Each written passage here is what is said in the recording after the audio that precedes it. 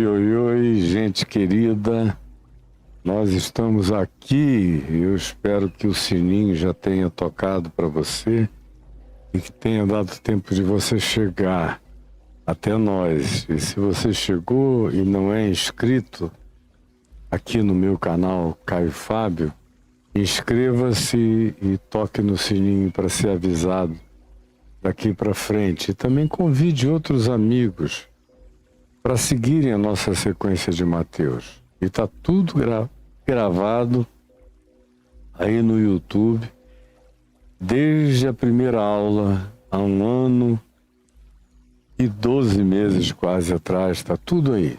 Desde Mateus, capítulo 1, verso 1, até aqui. E hoje nós chegamos a Mateus 17, depois de quase 2 anos, viajando par e passo com as histórias e as interconexões das histórias, eventos e episódios do Evangelho, mostrando como tudo tem contexto, como tudo remete para outra coisa, como está tudo tão entrelaçado, tão maravilhosamente conectado, que é um desperdício a pessoa não fazer a sequência toda comigo, entendendo as nuances, os contextos históricos, os personagens, o que eles todos representavam, como a gente já viu abundantemente durante praticamente 2 anos. Aqueles que estão me seguindo desde o início, ou os que chegaram depois, mas se deram ao valioso e imprescindível trabalho de voltar atrás, já que está tudo gravado, e fazerem a viagem, andarem com Jesus. E quem está fazendo isso já vem andando nessa viagem há quase 2 anos.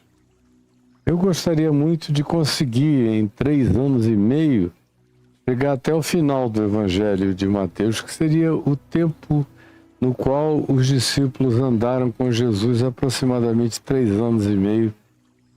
Seria maravilhoso para quem perseverou e para os que vierem a perseverar, que começaram no início e que eu gostaria que terminassem no fim.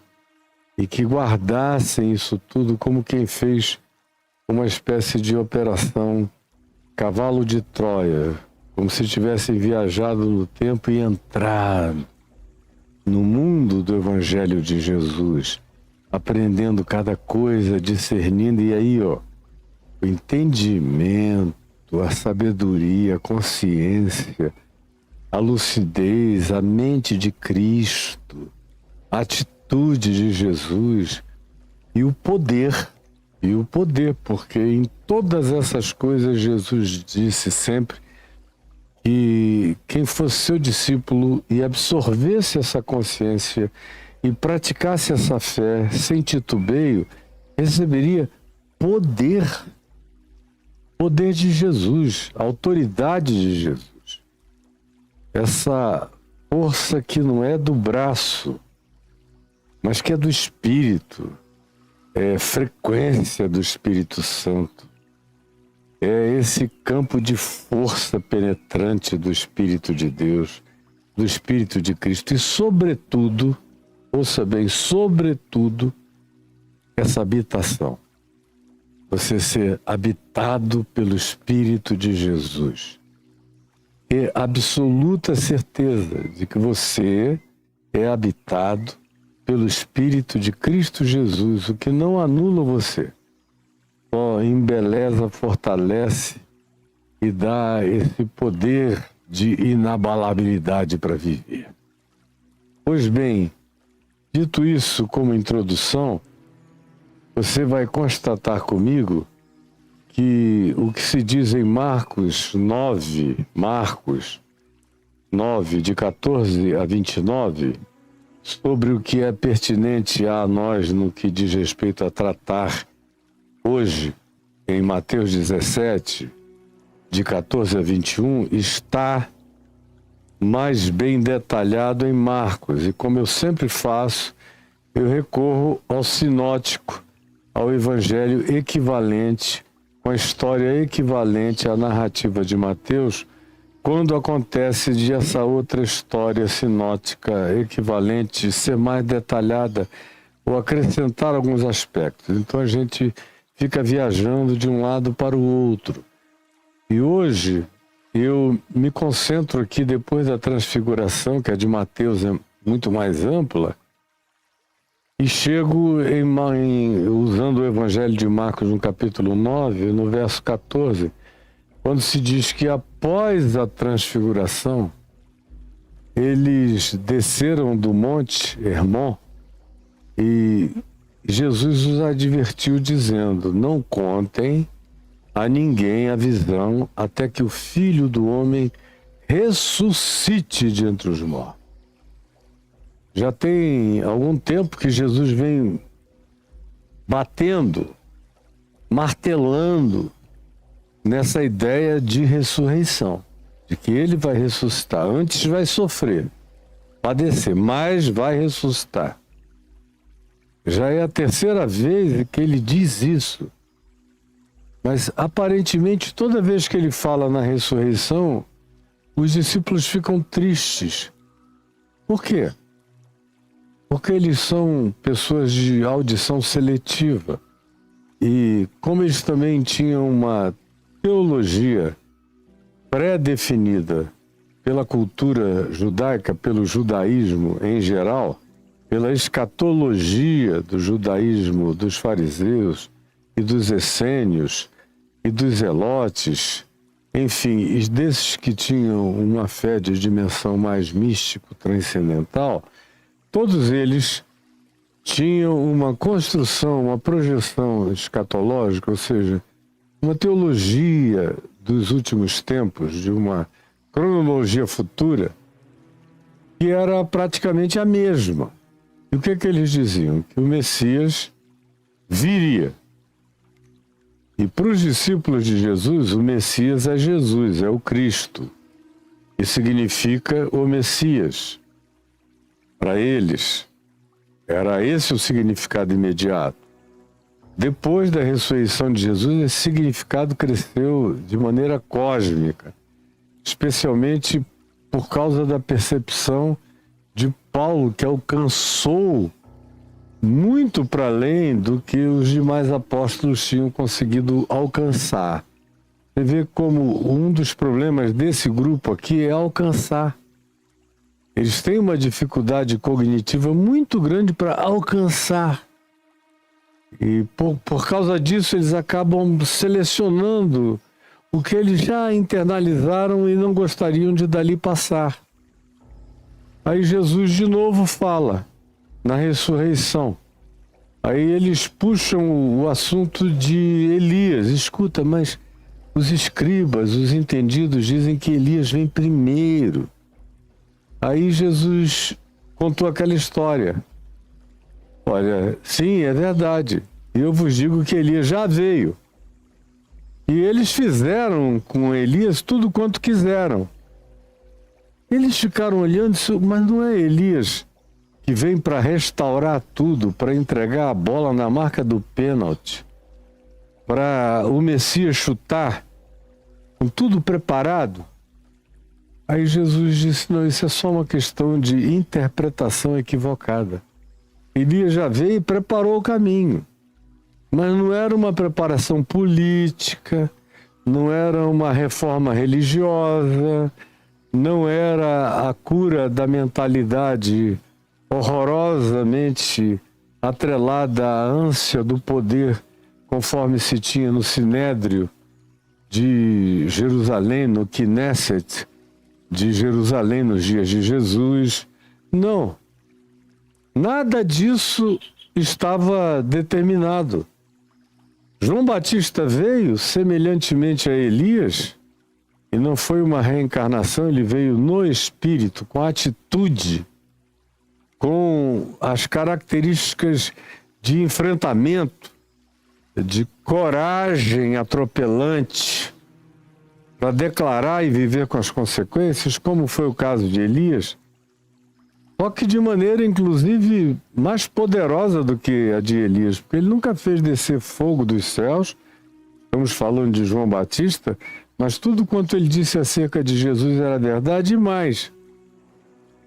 Quando ameaçado, ele não foi se esconder do rabo da saia de Jezabel lá no Monte Horebe com medinho. Ele ficou.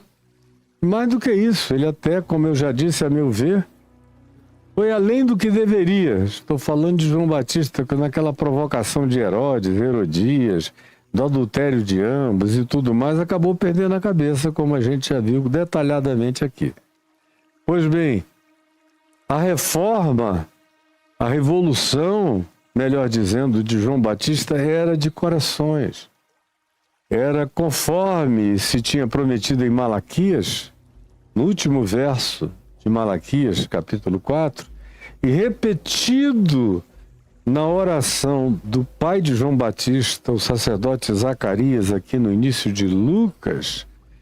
Uma das coisas que esse João Batista, esse Elias que era João Batista, viria fazer, uma das grandes revoluções seria converter o coração dos pais aos filhos e o coração dos filhos aos pais, seria gerar reconciliação e seria produzir espírito de acolhimento, de nivelar caminhos tão díspares. E aí ele chama, esse Elias que é João Batista, chama os pecadores, os publicanos, as meretrizes, todo esse povo marginal que eram os abismos ou eram os desnivelamentos morais da religião dos judeus, esses seres de natureza bem distinta da moralidade religiosa e dos costumes e do protagonismo da religião, são os que vêm ouvir João e serem por ele batizados no Rio Jordão. E até fariseus vieram. E Jesus os chamou de raça de víboras. Quem foi que vos induziu a fugir da ira vindoura? Como eu já expliquei durante semanas aqui, na época adequada, quando a gente tratou de João Batista, lá no início do Evangelho de Mateus. Pois bem, Jesus diz a eles, João já veio, João Batista era Elias, Elias já veio. E o que ele tinha que se cumprir, a escritura concernentemente a ele, foi cumprida. Isso está dito em Marcos, está repetido em Lucas. Nesse caso, mais do que em Mateus. E eles fizeram com ele tudo quanto queriam. O trataram mal. E foi isso exatamente o que aconteceu. Portanto, essa parte já está realizada. O que está faltando agora é o Filho do Homem sofrer, como eu já tenho dito a vocês, e depois ressuscitar.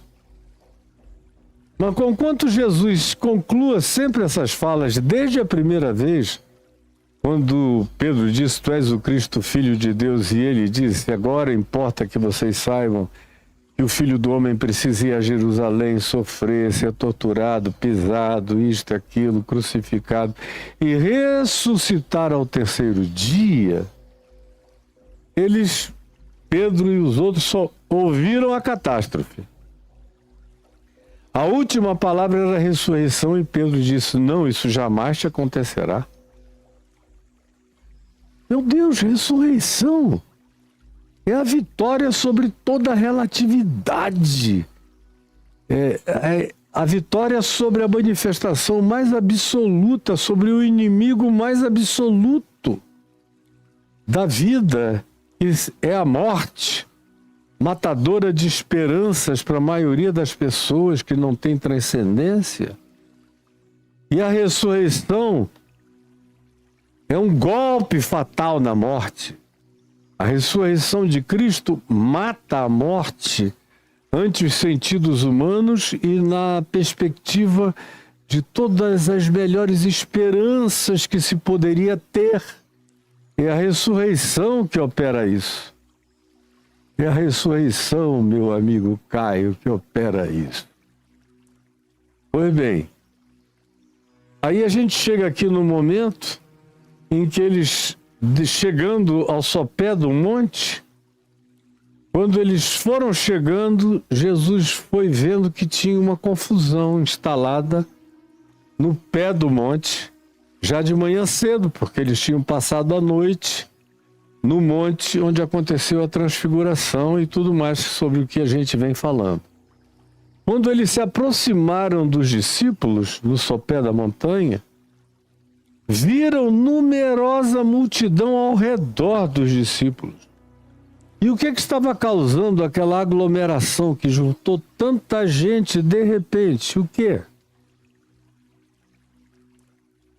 O texto diz: viram os discípulos, as multidões, esse burburinho, e os escribas, os doutores teológicos, os acadêmicos, os exegetas, os hermeneutas, os intérpretes autorizados da Bíblia dos judeus, do Velho Testamento, que você tem aí na sua biblioteca chamada Bíblia, Biblos. Pois bem, discutindo com os discípulos de Jesus, arrumaram uma confusão. Enquanto lá em cima eles tinham tido a transfiguração, aqui embaixo eles estão numa pandenga horrorosa, num conflito enorme, numa discussão teológica, que é uma das coisas que Jesus mais aborrece, esse papo teológico, de discussão sobre o meu lado da escritura, a minha sistematização diz isso, não é diferente da tua, essa guerra de catequeses e de doutrinas, e de quem é que está com a razão, dessas briguinhas idiotas, em relação aos quais Jesus passou batido. E os fariseus e os saduceus, que eram os mais intensos protagonistas reacionários em relação a Jesus, chegavam sempre com essas proposições de natureza doutrinária, e Jesus cortava com uma questão que eles não conseguiam responder, ou com uma resposta tão cortante, diante da qual eles ficavam perplexos, e passava adiante sem puxar o assunto e sem alongar absolutamente nada, porque ele detestava e ele sabia da improdutividade absoluta desses papos teológicos, dessas discussões, dessas quantidades de água, dessas fimoses sacramentais, a circuncisão, desses ritos, de todas essas gambiarras agregadas, esses ataviamentos inventados, esses penduricalhos sem fim, que só distraem as pessoas do que é verdade essencial, que faz a diferença absoluta na vida de quem quer que seja. Então Jesus aborrecia isso, e quando ele chega e vê aqueles carinhas aproveitando o vácuo dele, sim, eles estavam aproveitando o vácuo da presença de Jesus para pegarem aqueles 9 discípulos e mais a multidão e criarem uma confusão. Porque chegam esses teólogos só para discutir e produzir dúvida. Dúvida. Hoje mesmo você vê aí na internet algumas figurinhas e você vê a descrição na bio dos indivíduos. Eu estou aqui praticamente para criar confusão. É quase a declaração do indivíduo. Eu estou aqui para demonstrar que todo progressista é perverso. Tem outros que dizem: eu estou aqui para mostrar que todo fundamentalismo é diabólico. Outros estão ali para demonstrar: se você não se tornar pentecostal, você está perdido. E tudo isso em nome de construções, sistematizações, dogmatizações, doutrinações supostamente teológicas. E são teobósticas, na realidade, são fétidas, horrorosas, são dejetos da produção do coração perverso desses indivíduos que, quando falam suas teologias, apenas externalizam com a boca aquilo do que está cheio o seu coração, que é arrogância, vaidade, soberba, supremacismo, mania de verdade, de superioridade, de competição, de raiva, de antagonismo, de comparação, de quem é o maior, quem é que é o mais relevante. Tudo isso que era nos dias de Jesus e continua a ser nos nossos dias, só que pioradamente, cada vez mais, cada vez pior. Aí Jesus, quando vê esses escribas, esses doutores teológicos e religiosos discutindo com os 9 discípulos que ficaram e com a multidão, ele fica irado. E logo toda a multidão, ao ver Jesus, tomada de surpresa, correu a ele e o saudava. E vocês vejam como Jesus estava irado. Quando ele diz aqui em Marcos 9,16, então Jesus interpelou, é a palavra, interpelou os doutores, os teólogos, interpelou. Qual é a de vocês? O que é que vocês estão fazendo aqui? Que ânimo é esse para passar uma noite inteira perturbando os outros? Aqui não é Jerusalém não, voltem para lá. Para o lugar da confusão, vão para o templo, que é o lugar das querelas, das disputas de poder, de razão, de força. Vão para lá. Aqui eu estou quase no Líbano, quase na Síria, no Monte Hermon, no fim do mundo, e vocês vêm para cá para criar confusão na alma de quem só estava esperando que eu descesse. Essa é a interpelação veemente de Jesus, atropelante de Jesus. E é que discutis com eles. Qual é o tema? Por que vocês estão aqui provocando a alma dessas pessoas com essa sensação de supremacia só porque vocês têm mais informações religiosas do que eles? Vocês acham que a quantidade de informações produz alguma qualidade de verdade no ser? Vocês têm muita informação e verdade nenhuma no coração. O que vocês estão fazendo aqui? Só mesmo para provocar, são verdadeiros satanases, diabos, opositores, divisores, promovendo confusão. Diabo é divisor, é o que divide. Satanás é o que se opõe. Eles estão aqui nesse papel satânico, diabólico, diabólico, satânico, de dividir e confundir, e se opor, e criar dúvidas, e produzir antagonismos, e alimentar discussões.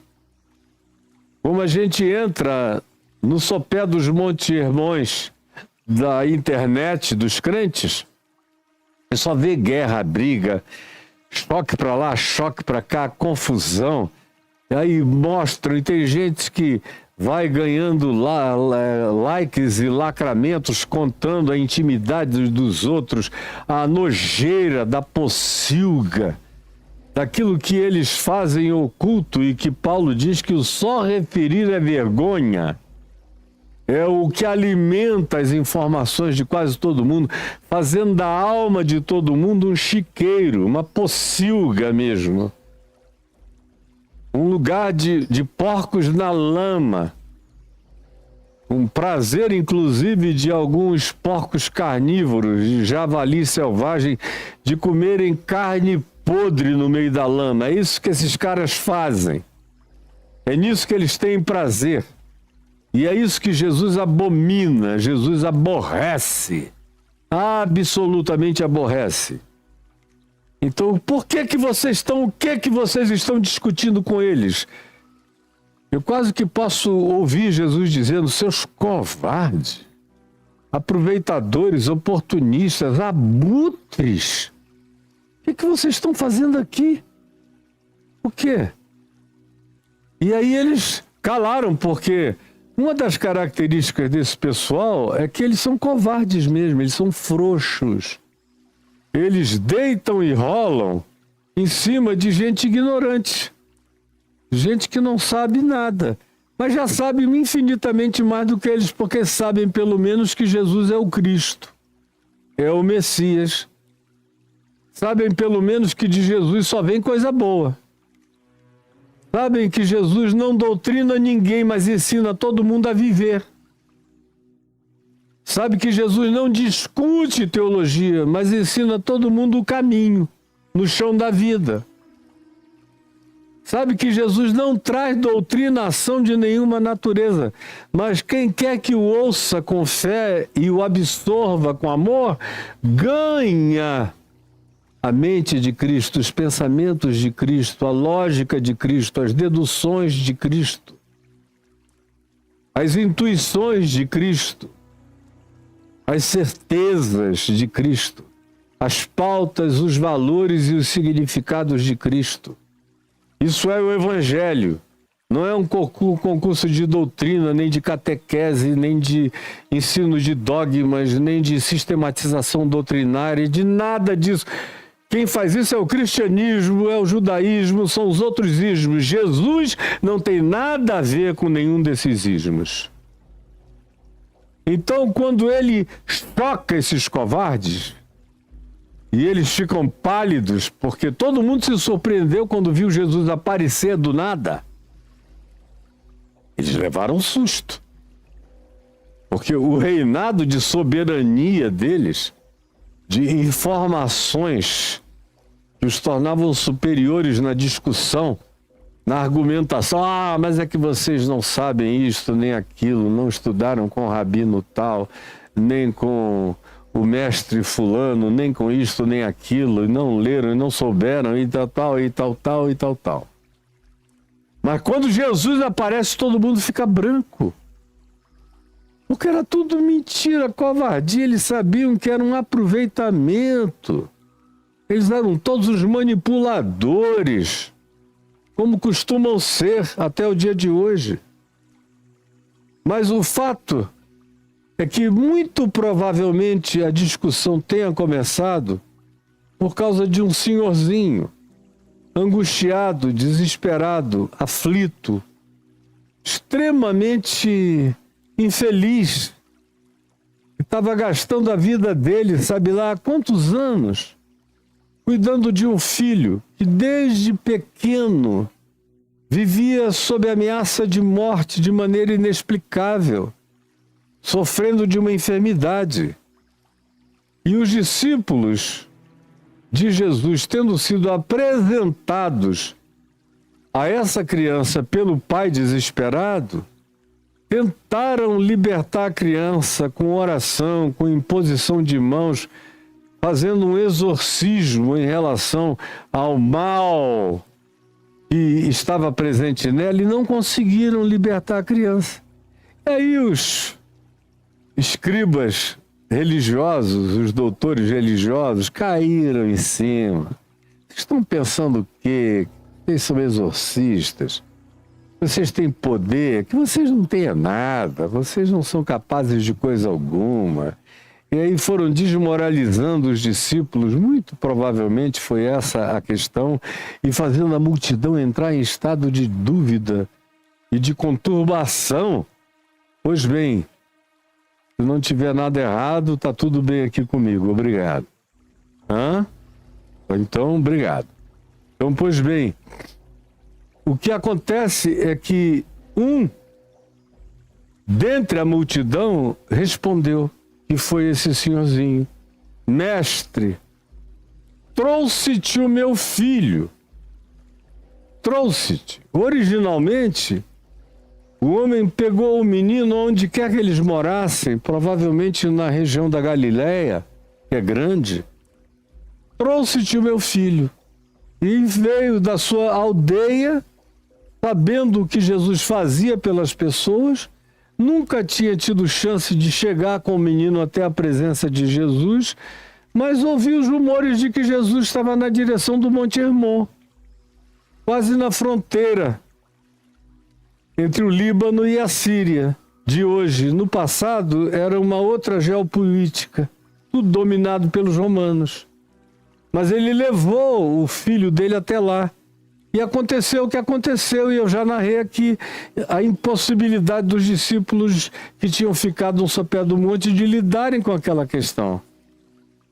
E aí o homem, no meio da confusão, impotente, desanimado, perdendo a fé, porque os discípulos de Jesus não tinham podido fazer nada e Jesus não estava lá. E os escribas criando aquele vácuo, aquela dúvida. Não, isso não é nada. Esse tipo de doença só dá em gente pobre. Você já viu alguma pessoa rica no templo de Jerusalém ficar sofrendo disso? Isso só dá em favela, só dá no meio de gente pobre, só dá em sinagoga de gente pobre, em igreja de gente pobre, em vizinhança de gente pobre. Isso tem mais a ver com o estado mental de vocês. Isso tem a ver com a ignorância de vocês. Aí, sabe lá Deus o que eles disseram? O fato é que o pai do garoto já tinha entrado num desânimo profundo. E os discípulos que tinham tentado e não tinham conseguido nada, os 9 que tinham ficado embaixo, estavam também perplexos. Porque eles tinham tentado libertar o menino em nome de Jesus e não tinha acontecido nada. Enquanto isso, os urubus gritando, os abutres falando, agora tenta você, também não, aí a algazarra, a confusão. Aí o povo, que também não tem raiz de nada, o povo vai com o vento. O povo, em geral, não pensa, não reflete. Foi só na democracia que se criou essa ideia de que a voz do povo é a voz de Deus. Mas na história da democracia, que, como disse Churchill, é um regime horrível, mas de todos os horríveis é o menos mal. E é verdade, porque também na democracia a gente corre o risco de ver um populista chegar ao poder e se tornar, depois de um tempo, um tirano que quer permanecer para sempre, como nós já vimos acontecer nesses últimos 300 anos de prática democrática no Ocidente, mais próximo de nós. Não estou falando dos gregos há 2.500 anos atrás, mas nos últimos 300 anos, dos Estados Unidos para cá, a gente vê de vez em quando, em algum lugar, em nome da democracia, alguém querer se perpetuar. Mas, pois bem, falava eu do povo. Quem segue o povo está seguindo o vento, o engano, e pode correr em outra direção, porque o povo vai e volta, e não sabe para onde está indo. Faz parte sempre de torcidas organizadas, onde dizem que tem muita gente, o povo sente uma atração como um magneto, de correr na direção de si mesmo. Muita gente atrás de mais gente, mas não tem necessariamente nada a ver com verdade. Tem a ver com muvuca.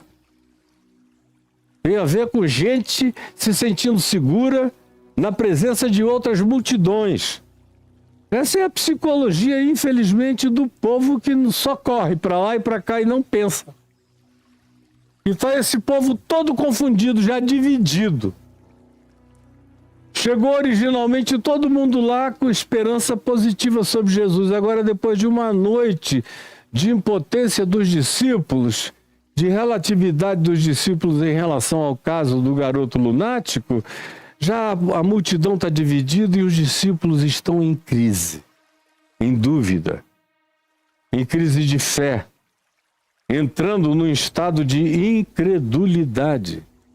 E aí, é aqui que o pai do menino, no verso 18, explica. Após dizer, mestre, trouxe-te o meu filho, possesso de um espírito mudo. Em Mateus se diz: trouxe-te o meu filho lunático. Lunático. Aqui é de um espírito mudo, que muito provavelmente o que acontecesse com o garoto é que ele sofria e sofresse de alguma incapacitação de natureza neurológica, que ele tenha nascido muito cedinho desenvolvido transtornos neurais profundos, ou eventualmente até mesmo tenha se manifestado nele uma condição epilética. Pela descrição que a gente vê em Mateus e também vê aqui em Marcos, que o pai faz, e Jesus faz uma anamnese antes de expulsar, de curar. Ele fica querendo saber há quanto tempo e o que acontecia. Mas o pai do menino vem e diz: está aqui o meu filho, e este, onde quer que o apanhe, porque ele interpretou imediatamente como sendo a possessão de um espírito maligno, não teria jamais a acuidade de, quem sabe, imaginar que fossem duas coisas num fenômeno só, que tivesse a condição neurológica de distúrbio instalada nele, ou a condição epilética instalada nele, que ele não conhecia, e durante muitos anos ninguém conseguia nomear essa condição. E embora tenha havido na antiguidade, no tempo de Jesus e antes de Jesus, inclusive algumas culturas humanas que glorificavam a epilepsia, embora não soubessem a origem dela, mas achavam que era uma doença dos deuses. Houve culturas que fizessem isso. Aqui no ambiente de Jesus, isso era negativo. Tão negativo que era quase que automaticamente associada à possessão demoníaca, um espírito mudo. E aí o homem, o pai, continua descrevendo: e este, aonde quer que o apanhe, em qualquer lugar, lança-o na hora por terra. E ele espuma, como os epiléticos fazem, muito mais do que os possessos. Os epiléticos, sobretudo. E rilha os dentes, que é outra coisa que acontece com epiléticos. Eu não sei se você conhece essa condição de perto. Eu já estive muito intimamente próximo de gente epilética, tendo crises epiléticas ao meu lado. Antes de eu me converter e depois de eu me converter.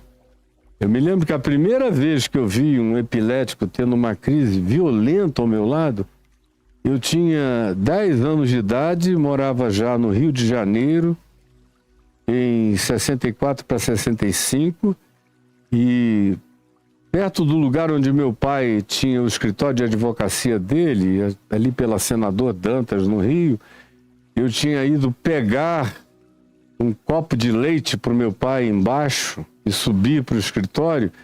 Quando eu ia passando de volta, eu vi um homem dar aquela estribuchada e caiu no chão. E eu parei segurando o copo de leite. Vi que muita gente correu com medo. E eu fiquei em pé olhando, dizendo: o que será que está acontecendo com esse senhor? Aí fui vendo a espuma chegar, aparecer, e o homem rilhando os dentes e se debatendo para todos os lados. E a maioria das pessoas se afugentando com medo. Em mim deu uma estranha curiosidade, um desejo de saber o que era aquilo. Por que alguém poderia ser acometido por um mal daquele tão subitamente? E eu me lembro que não tive medo. Fiquei em pé, uns 2, 3 metros de distância, olhando. Até que depois de um tempo o homem foi acalmando. E quando ele começou a acalmar, é que as primeiras pessoas começaram a se aproximar. Aí ele ficou parado, deitado. Aí foi quando alguém chegou com um copo d'água, limpou a boca. Ele estava sozinho e o levantaram. Aí alguém falou: ele deve ser epilético. Bom, eles sabiam o que era epilepsia. Eu, como menino, não, mas ninguém veio e só eu fiquei ali do lado. Se eu soubesse quais eram os cuidados mínimos, sinceramente, mesmo com 10 anos de idade, eu não senti um pingo de pavor, de medo, de susto, só de surpresa. Com o passar dos anos, eu vi muito na minha cidade, em Manaus, depois que eu voltei para lá, na adolescência, e depois de convertido, ministrando o evangelho, eu encontrei muitos epiléticos. E vi muito crente querendo expulsar demônio de epilético. E eu não deixei, nunca deixei. Digo, não, isso aqui não é demônio.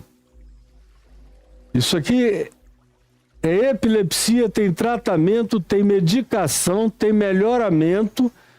E vocês não vão ficar tratando o epilético como endemoninhado. É para ele não acordar com esse monte de gente em cima dizendo sai, sai, sai, sai, Satanás, e o cara acordar crendo que o diabo habita nele. Isso é pior do que a epilepsia.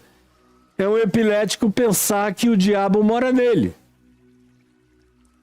E aí, graças a Deus, logo eu comecei a estudar o fenômeno da epilepsia para poder lidar com aqueles casos onde havia só epilepsia de um lado, ou em alguns outros era só possessão, e algumas possessões, na sua manifestação, não todas, mas algumas lembram, remetem para uma lembrança de um ataque epilético, embora não o seja, e as duas coisas que às vezes se casam e acontecem em concomitância, o que, na minha opinião, era o caso desse garoto aqui, descrito depois do episódio da transfiguração, no sopé do Monte Hermon. E Jesus ouve essa descrição, e quando o Pai diz, ora, eu roguei a teus discípulos que o expelissem, e eles não puderam, eles não conseguiram.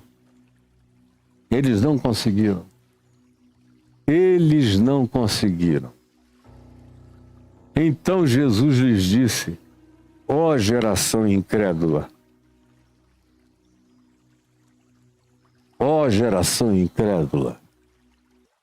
E ele está falando aqui de todos, incluindo, em primeiro lugar, os discípulos dele. Depois a multidão toda e os escribas, que já eram incrédulos mesmo, céticos. Onde quer que houvesse graça se manifestando, eles eram contra. Onde quer que houvesse amor acolhendo os marginais e doentes, eles eram contra. Aonde quer que houvesse cura, milagres, sinais e prodígios, eles eram contra, porque eles não realizavam nada disso. Nem os sacerdotes deles, nem os rabinos deles, nem os mestres deles, nem eles próprios, nem ninguém. Não havia poder de Deus na vida deles. E quando se tratava dos saduceus, aí então era um grupo de ritualistas que não criam nem em espírito, nem em anjo, nem em demônio. Eles mal criam em Deus, eram deístas, crendo que Deus criou, deu corda no universo, foi embora, largou tudo e deixou tudo à mercê dos homens e do diabo. Era o que a seita dos saduceus, dos sacerdotes do templo, cria e professava. E Jesus vem e diz, ó geração incrédula, até quando eu estarei convosco? É uma pergunta. Meu Deus, até quando eu vou ter que aguentar esse negócio? Até quando eu vou ter que aguentar esse negócio? Porque imagina a tortura de você carregar tudo que ele carregava, ser tudo que ele era, ver tudo que ele via, saber tudo que ele sabia, manifestar abundantemente tudo que ele manifestava, realizava, operava, demonstrava, concretizava insofismavelmente diante dos olhos de todos, e ainda assim tinha que provar tudo todo dia, outra vez, porque ninguém tinha raiz para continuar crendo. Aí ele entra aqui num cansaço. num cansaço enorme. Ele desce aquela noite insone, cheia de glória, chega lá embaixo e encontra essa confusão. E esse povo que nunca mantém a fé de um dia para o outro. É um pessoal que tem que receber injeção, adrenalina de religião, de esperanças fugazes. Porque nada se transforma em algo implantado definitivamente nas suas mentes, no âmago, no carnegão espiritual dos seres deles, nada. Tudo é superficial, é semente que aparenta que vai frutificar, mas por baixo tem uma plataforma de pedra, logo abaixo da primeira superfície. Nada ali penetra. Ou são pessoas em relação às quais a semente do evangelho é logo abafada pela multidão dos escribas, dos fariseus, dos religiosos, dos incrédulos, e sufocam a palavra. Sufocam a palavra. Até quando eu estarei convosco? Até quando vos sofrerei? Até quando? Tragam o menino a mim. É o que ele diz. E então trouxeram a criança, o rapaz. E quando ele, o menino, que na minha opinião era um epilético e também sofria oportunisticamente de uma possessão demoníaca que, dentre outras coisas, tinha gerado um travamento neural no garoto, de modo que impossibilitava a oralidade dele, a fala dele. Esse bloqueio neurológico tinha gerado um impedimento de fala. Por isso o pai diz que ele era mudo, embora o garoto entendesse tudo. Mas concomitantemente ao problema neurológico, ele também trazia e carregava e era oportunisticamente vitimado pela manifestação de possessão demoníaca desses espíritos que frequentemente, não raramente, frequentemente se oportunizam de alguma mente com um estado mental, espiritual e psicológico de extrema fragilidade, praticamente sem capacidade mental de autodefesa de nenhuma natureza. São verdadeiros queijos suíços psíquicos, penetráveis, porque não tem defesa, não tem escudamento de nenhuma natureza, não tem força reflexiva de resistência. Porque para resistir ao diabo, basta resistir ao diabo. Como Tiago, irmão de Jesus, disse, resisti no imperativo ao diabo e ele fugirá de vós. Ou resistam ao diabo e ele fugirá de vocês, a mesma coisa. Resistam. E ele não aguenta, se você não ceder a ele, ele corre. Agora, aqui está um indivíduo que não consegue resistir, que é a fragilidade encarnada, mental, psíquica e espiritualmente falando, com uma autoimagem reduzida a zero, a menos do que zero, que já crê o pior acerca de si mesmo, que já se vê como um ser possesso do mal, como uma habitação maligna. Então, o diabo oportunista se aproveita de um estado epilético, de uma condição neurológica transtornada e acrescenta males e deficiências ao garoto e o faz pensar e crer que ele era realmente uma calamidade ambulante, sem cura. E agora, depois de ter sido levado aos discípulos de Jesus, que passaram parte de uma noite tentando expulsar o demônio e não conseguiram, ele se viu como um caso sem cura. E ainda mais com a brincadeira E a relativização dos teólogos a respeito do tema, e o povo dividido, discutindo, o garoto já tinha virado case, já tinha virado tema de debates, já era o assunto da internet. Lá está ele, se sentindo a pior das criaturas. E Jesus olha para aquele espetáculo dantesco. Imagina, Jesus olha para isso aqui e diz: até quando vos sofrerei? Imagina Jesus dentro da nossa internet. Qual é a agonia do Espírito de Cristo vendo o que vocês produzem de diabolices, de satanismo, de ódio, de fofoca, de raiva, de haters e de haterismo dentro desses veículos e redes de comunicação, envenenando a alma uns dos outros, do país inteiro, do mundo inteiro, da terra toda. É um sofrimento horroroso. Jesus olha para este caso e diz: até quando eu estarei convosco e até quando eu vou ter que aguentar isso? Nos nossos dias isso é infinitamente pior, porque é universal essa loucura. E no Ocidente cristão é pior do que em qualquer outro lugar da Terra ou do mundo, ou em qualquer outra cultura. O cristianismo conseguiu produzir a pior cultura do planeta. É a que mais produz esse sofrimento na alma de Jesus. É a cultura da insuportabilidade diante de Deus. Eu ouso dizer que vem da cultura judaico-cristã, essa perversidade e esse Deus que é divulgado como um verdadeiro diabo, cheio de ódio contra a vida e ira contra a humanidade e que torce contra a felicidade humana. Até quando eu estarei convosco e até quando eu vos sofrerei? Trazei o menino até a mim. E o trouxeram, e quando o menino viu a Jesus,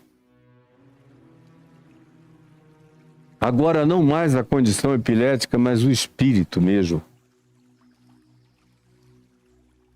o espírito imundo, o agitou com violência, mais do que nunca antes, o jogou para lá e para cá. Tem alguns casos de possessão, e eu já vi tantos deles, verdadeiras, não são, como eu digo sempre, essas possessõezinhas fajutas contratadas aí da Universal, dos cultos neopentecostais, tudo contratado, sugestionado, gente que já vai para cair mesmo. Mas aquilo tudo é bobagem, você tira com bater de pau, vão acabar com a palhaçada, vai levantando todo mundo, não precisa nem falar sério. É tudo cafajestagem demoníaca.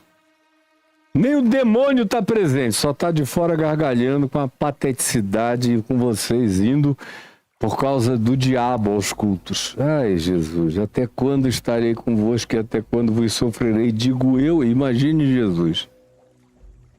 Então o Espírito imediatamente o agitou com violência. Eu já vi gente nesse estado de ser jogado para lá e para cá se quebrar toda. Porque se esses espíritos puderem machucar essas pessoas, eles machucam. Se eles puderem matar, eles matam essas pessoas. Quando é algo real. Quando não é essa palhaçada de televisão da Universal. Eles matam quando é real. E jogou o menino por terra e ele se revolvia para lá e para cá espumando. Então Jesus, ao invés de intervir logo, não, ele com toda calma perguntou ao pai do menino, fez uma anamnese. Perguntou ao pai do menino: há quanto tempo isto lhe sucede? É óbvio que Jesus também sabia a resposta, mas a confissão do histórico é fundamental para a cura.